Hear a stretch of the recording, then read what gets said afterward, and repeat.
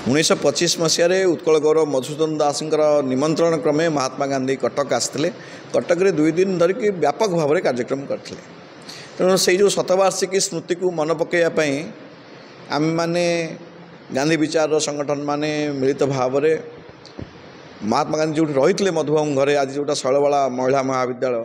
सेठी छात्री मान भर गोटे सेमिनार करुँ 20 तारिख दिन सकाल 8 घटिका समय स्वराज आश्रम परिसर रे सर्वधर्म प्रार्थना सभा एवं खदी प्रदर्शनी खदीर सम्मिलनी आम से करुचु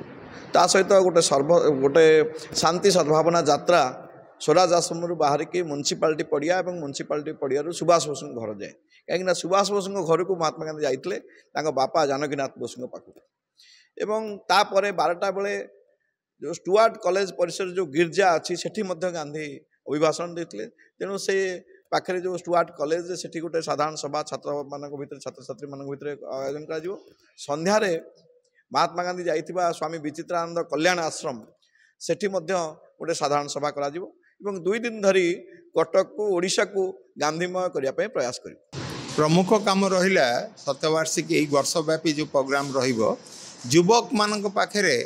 गांधीर चिंताधारा गांधीर कार्यक्रम को पहुँचेदेवा यहाँ गोटे बड़ काम हाथ को नहीं ता छड़ा आसंता काली एवं परदिन 2 दिन कार्यक्रम विषय आपको कहली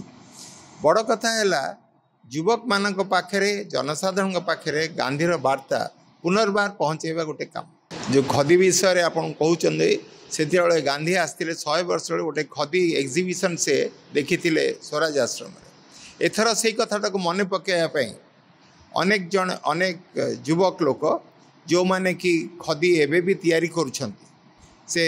अरटरे सेटा आपण मान सामने प्रदर्शित हेबो एटा आगामी पीढ़ी को अनुप्रेरित करिवो बोली मोर आशा।